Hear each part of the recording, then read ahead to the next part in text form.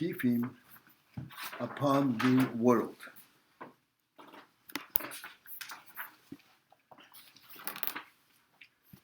And we said originally that there are two levels of makif. And these two levels of makif we're referring to makif hakloli. There is makif in protein, as we discussed much earlier, that pertain to every aspect, every koyach separately. There is makif kloli, that is makif everything together, everything as one. Because this makif is superior to everything that is within it, to the extent that everything within it is completely bottled, is united with the makif.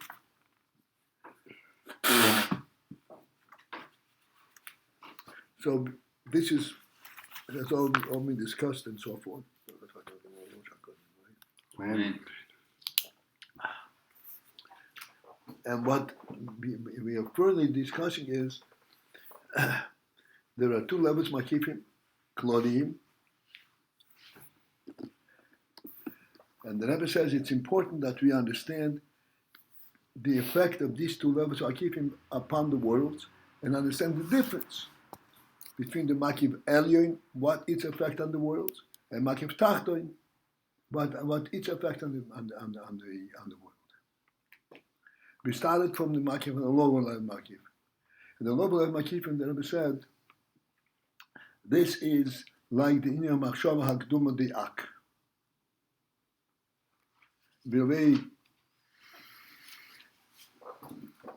pointer I explained what's a machshava. That machshava, this is where everything comes to clear definition.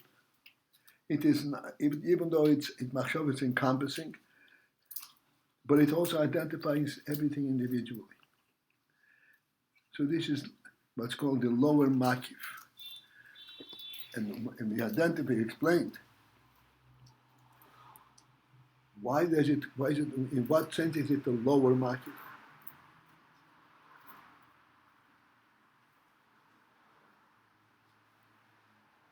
It's a lower makif that is makif things that it encompasses after their birth, after they come into being. Higher makif is how the things are contained in the makif before they come forth, before they identify, before they become entities in the world. Because everything in the world is sourced in the makif.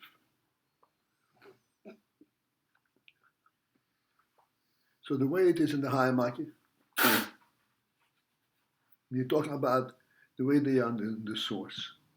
And the lower makif, the way the makif then encompasses and provides a haven, so to speak. It provides a meaning, a life element, an overall reality to everything that is there. But this is after the things are there. So therefore, this is what's called makif, a lower makif, because the worldly element, the concept of world is already a reality. Except, even though the world is a reality, it does not stand independently on its own. It still is receiving its highest and its sense of being from a higher source, which is the makif. This is what we're discussing. So initially we said that the makif definitely leaves an imprint and a sense of reality into the pnimi. However, that sense of reality the makif imbues into the pnimi is a behelav. It's very much behelav. And we already pointed out, if it were not behelav, then everything in the world would continue to be completely united with Elokus. It would not have a self-identity. But that is not the way the Rebbe created the world. Therefore, this is the hell. Even from the makif batacht, it's behelam. Yes. Even makif batacht is the hell. Except the makif batacht has an effect on it. It recognizes it, and it said, what is the effect of this makif on the pnimi? The beetle, we explained already, is not a real cognizance. Beetle is something which is affected by the makif. It is not something that the tachten, that the pnimi identifies with.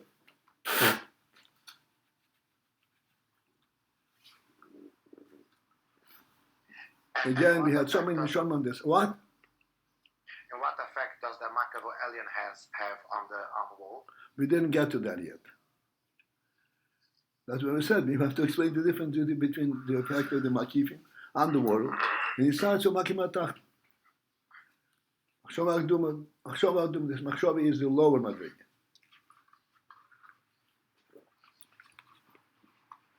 We fleshed this out already multiple times.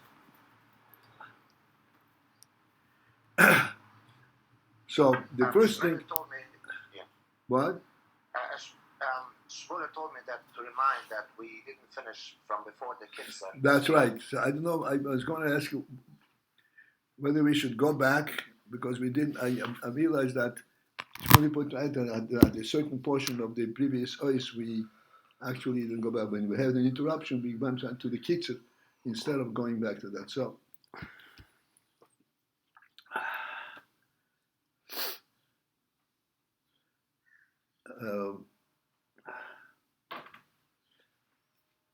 We're in the middle of something, and I'd like to pursue it.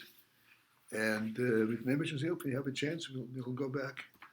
We have to finish the previous samach. We did not really go through the whole thing. Maybe we'll do it tomorrow. Tomorrow or tomorrow's tomorrow? Or the day after. Or the day after. Well, let us pursue it because we're in the middle. So,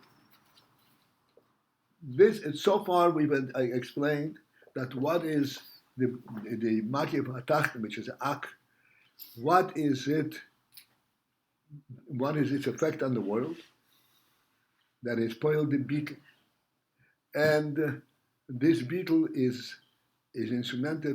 Provides for the possibility of the world to receive chayas from Elokus.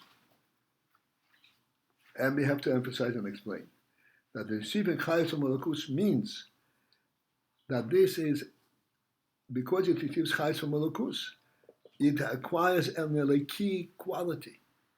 It orients itself with Elokus. It is not exclusively a world. It senses that the real thing of the world is that the oil eleki to which it relates and from which it comes. So this beetle enables it to have that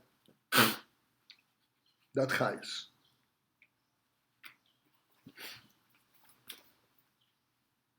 Although it does not fully understand this oiloleki that gives it chayes,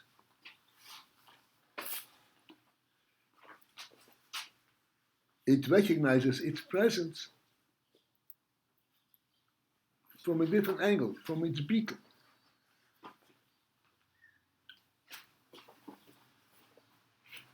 Beetle means that even though it is, so to speak, self-oriented, and it identifies with its mitzvahs, but there is a sense in it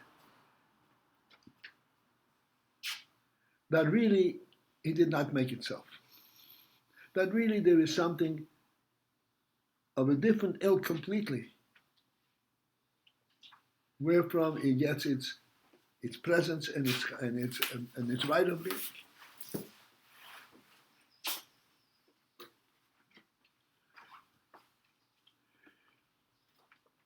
This right of being, I'm using it freely like this, assuming that people will identify with these words on their own.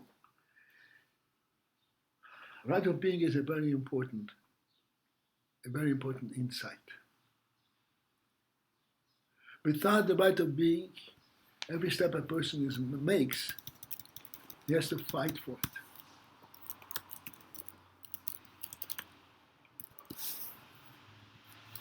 Because every time he makes a step, he's going out further into the world. So who gave you the right to be there? This doesn't belong to you. And he has to, so to speak, argue his way through every step and step. This is if he did not have the sense of the right of being, the makif, that welcomes him in the entire world, the entire reality.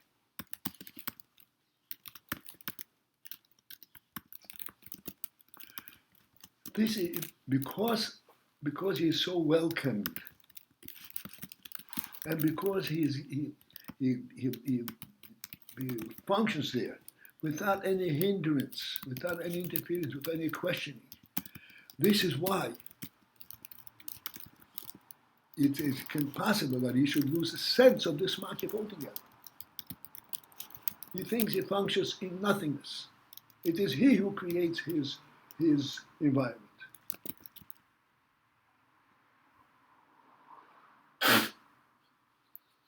Wait, because he's being provided for, he loses track that there's somebody providing? That's right, because he's being provided for in a very amicable and welcoming manner. It's coming milo. This is like the test of wealth. But the other guy who's, right, every step is a battle, he also lost track that he's... A battle is impossible to live with. That's not real life. Yeah. Like we said long time ago, that breathing is a source of life. But if a person would have to breathe like a priest was, that we are drawing the air into our lungs by our own force, then life would be a torture. The reason that we live with such an ease and with such comfort is due to the fact that the air is actually pumped into us. This is an interesting thing. I read it, remember, in a secular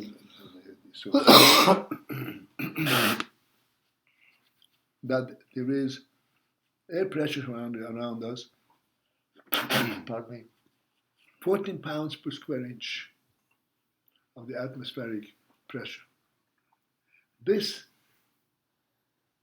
effectuates a air pressure that the minute there is some kind of vacuum in our lungs, the air pushes itself in there, and we're not even aware that it's being provided to us. We think we are actually bringing it in, but if this were the case, life would be torturous. You were constantly on the brink of losing it. Life would suck, and you'd be sucking. We don't sense that we're on the brink of losing it. So by us, it's a continuous thing.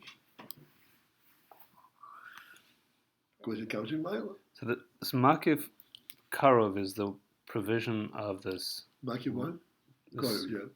right of being. This is a... Mm-hmm. The right of being in the worldly environment.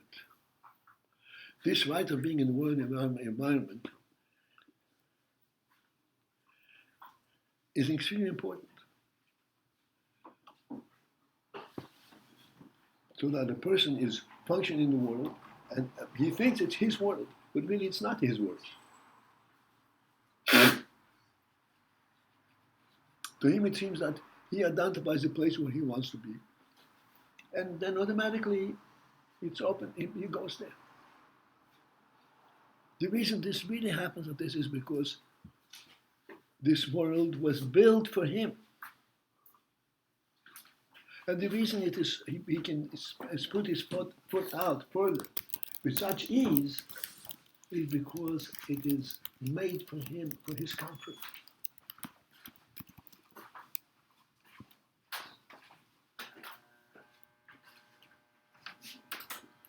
I don't want to go into this very deeply. We can In all of these things, we can stay multiple times. Okay, just one point. Okay.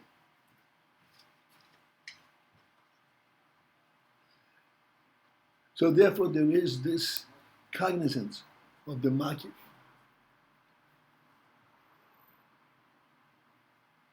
And the cognizance of this makif effectuates a beetle. Effectuates a beetle in the nivra, in the world. And what does the beetle mean? It means that the world, despite the fact that it seems to him that he is all in control, he allows himself to be encompassed. And he does recognize, not maybe consciously, but he certainly accepts the Indian that there is a whole environment around him and that he is really dependent on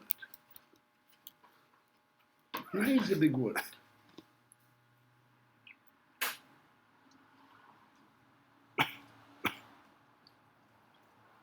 Because of this beetle, he is open to receiving chayas from Malakus.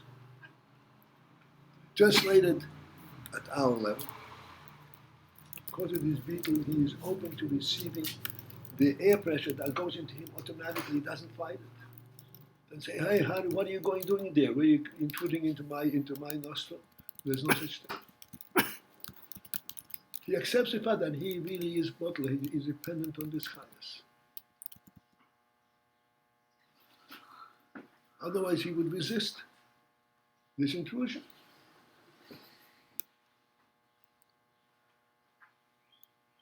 So this is the way it is on the lower worldly level. And then there is a truer level,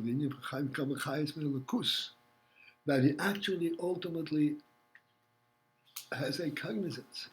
That this chayas is a chayas elokiyah, a chayas which is a super reality. It's not even a worldly reality.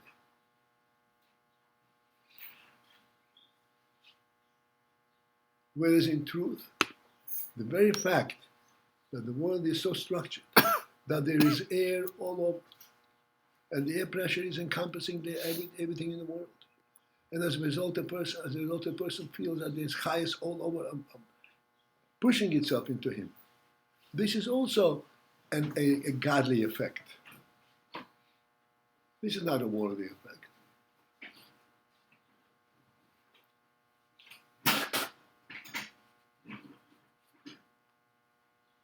This is a godly element within worldly structure. And it is so minimized, so to speak, so translated in the worldly structure that we fail to recognize how godly this is. But there's chayas all over. And we receive the chayas without even being aware that we receive it. And it's constantly breath after breath after breath after breath after breath after breath.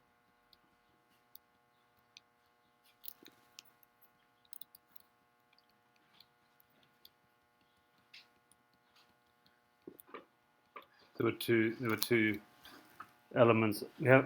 We become comfortable with the dependence, and we should. That's an appropriate. That's the bittul. We are dependent on you. We breathe. That's right. We breathe. At the same time, there was. If you lose track of that, you forget there's a provider, right? If you become too. If a person should focus in to the phenomenon of life, how he breathes in, and stop and say, "Oh, now I have to take a breath. And I have to exhale." What would his life? What kind of life would it be? Yeah, that would be impossible. But we also said if he's not cognizant at all, he forgets that there is a provider. He is, yes. The thing is that he is aware of the provider. He's also in the makif level. He's aware of the provider by beetle to the provider, not by awareness. Okay. This is not an awareness like a calculator, so you don't have to go to him.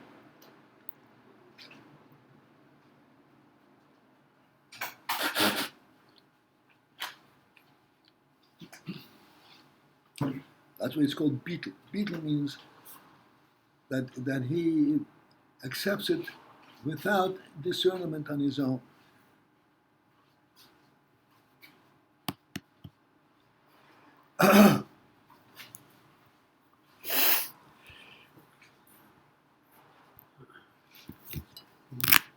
All right, let's see if we can make inroads in Ois Samach Aleph.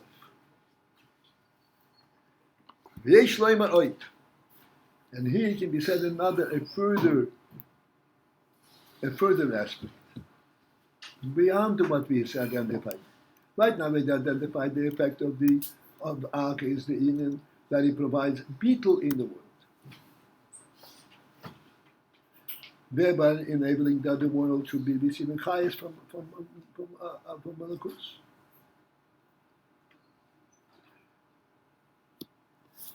So this is only beetle. Beetle means that he's a stranger there essentially. He does not really relate to it, does not really appreciate that, he doesn't understand what it is. Because it's a makif, it cannot be understood. However, there is more that can be to be said to this.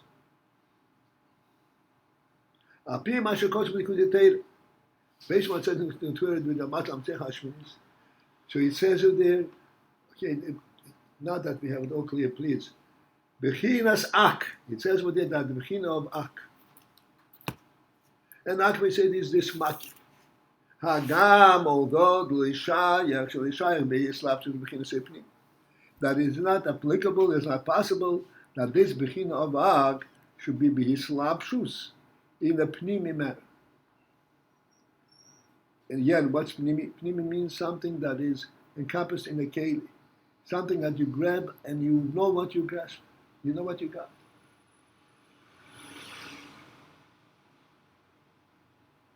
Like I pointed out many times recently, that when you look up and you see the horizon, you see the sky, you can see it and see it and see it, and there's nothing to grasp. You don't know what you're looking at. Because there's no definition to what you see. In other words, there's no defining element at the pnimi level, at the definition level. There is a tremendous union that you see. And its effect is phenomenal. But you can't discern it, you can't grasp it, you can't really take it away and say, oh, this is what it means. Because it's not mislapshus.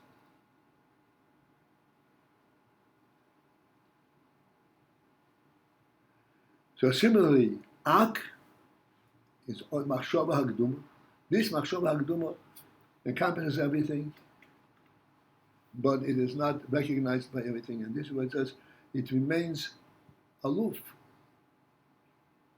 It remains b'chinas makif.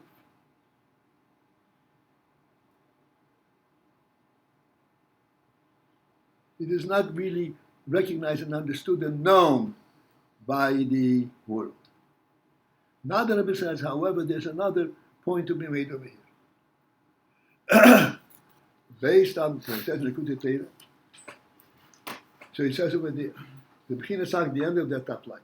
The Bechina Sak, that the Bechina of Ak, Hagam Tzilo Yishaya B'Yislapshus. Although that it is not applicable, that in Ak, the element of Ak, this Machshava, it should be B'Yislapshus. Yislapshus means that it should be encompassed in a cave. B'Bchinas Oy Pnimi, in an Oy Pnimi manner.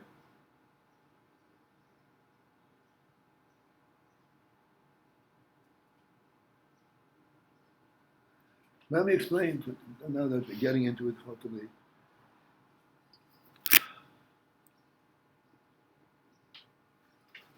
Again, we'll take a very, very simple, down-to-earth illustration of the scene, because everything in the entire Seder, the entire creation, is in the similar order, the similar fashion. And because of this similar fashion, this is why everything in the world is so living and so real to us.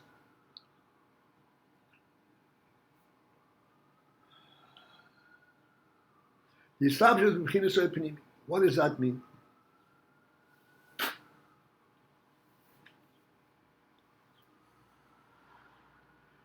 When we are doing things on earth, we are building a house. A house is a complete structure, and we have the idea not just how we're going to build the house, what the house represents, and what's so imperative about the house. A house represents a makif element in the human being himself. Odom she'ein bayis in the Odom. It's a very profound insight in the human being, the need that he has to have a house.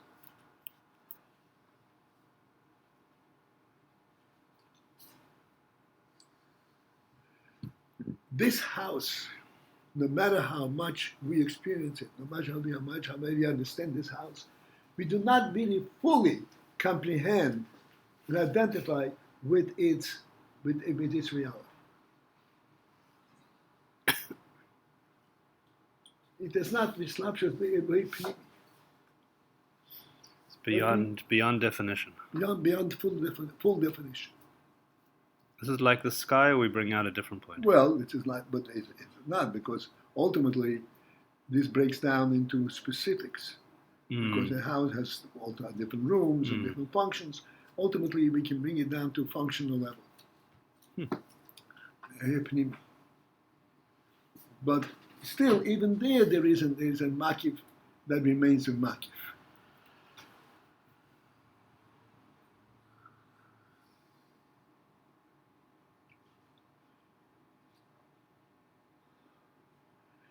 And I started this because I want to understand what Oipanimi. Oipanimi is, again, the house. A house has many sections, many rooms. And each room has a specific function.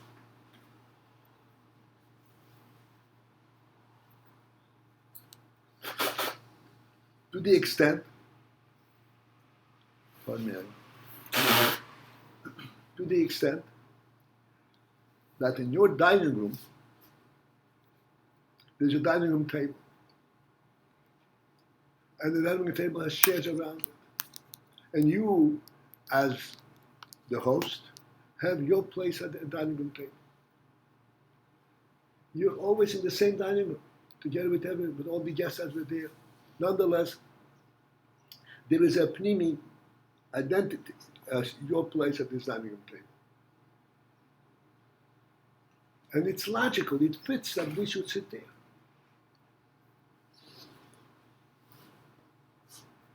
It's suitable.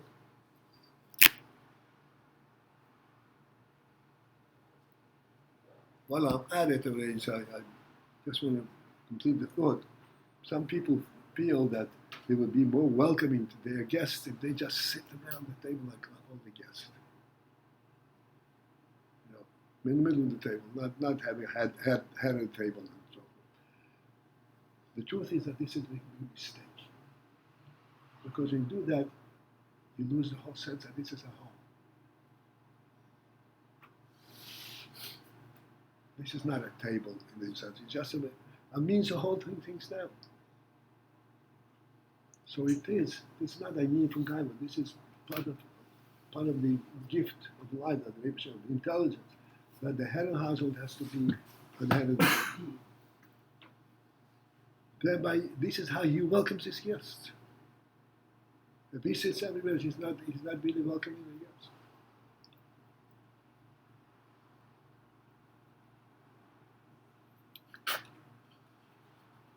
I just hopped around the opportunity because I know this idea floats around and it's a misunderstanding.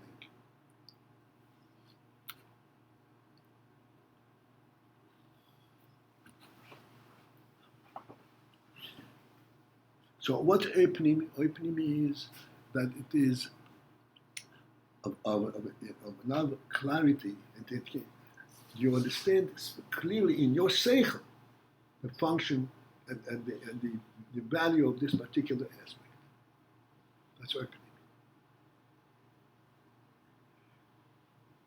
Machshava de'ag, cannot be identified at the level of opening. What does machshava do to all the things that it encompasses? We cannot identify. And opening. So let's continue. And this we're saying hagam, although. So there's something more kafal. Although that in the child and in the subject pnimi, yet still, this is the point. Haoras gilu zeh. The haora of this gilu. Perhaps now we'll have an opportunity to understand the meaning of the word haora. Haora means the effect. The oil itself you cannot comprehend. But the effect of the presence of this oil is called the ha'ora, a reflection, a superficial effect of its presence, of this gilui, of this machshava. Muchrach liyais, the ha'ora, the effect of this gilui, muchrach liyais, is imperative. It must be present by Yisrael by Yid. In every Yid, there has to be a ha'ora, the effect of this gift. Every Yid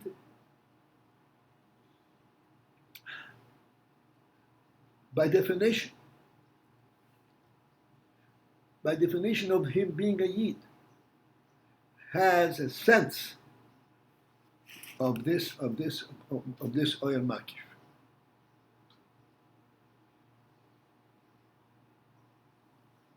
He is not, has to show him totally in world.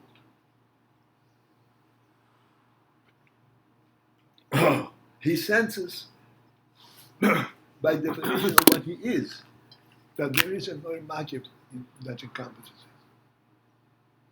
it. It's not just morally.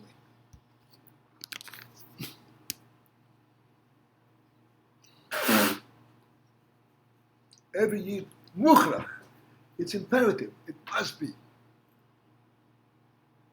that he has the ha'ora of this gift. The ha'ora means the effect of it. He cannot fully identify it, but he senses the effect of it. He is not an independent entity.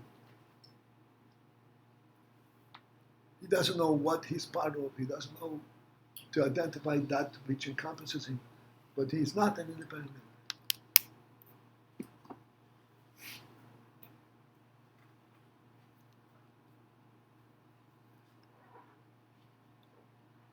If we pursue this thought just for a moment, I don't want to go away.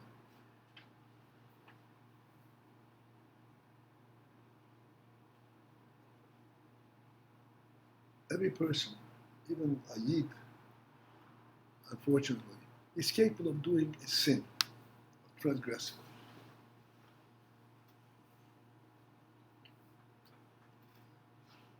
Depending on the kind of sin, but it's capable that he would not be fully with full cognizance, with full care that everything should be right up in the Allah. And sometimes even if he knows that this is wrong, he might even be able to do it even though he knows that it's wrong. It's conceivable. But there are certain transgressions, certain sins, for example, that a Yid is incapable of doing.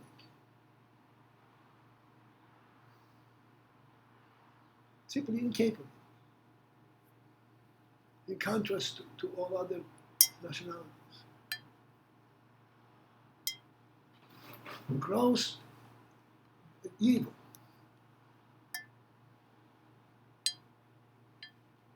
I'll give you an example.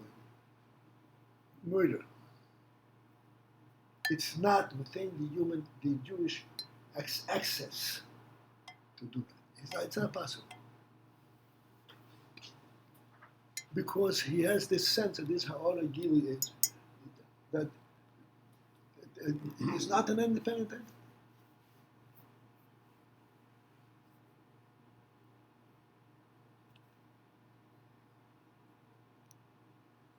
And this Rebbe says is Muchach is by Yisrael. It's imperative, it must be by him. Otherwise he's not, he loses his Jewish identity altogether. But that's not possible. This union, that it's impossible that you should transgress in certain things, this is a ha'ora of the makif. You say makif is not mislavish in the person. Makif is a loop. Despite the fact that it's not mislavish, this is imbued internally in the union. It becomes a pnimi man.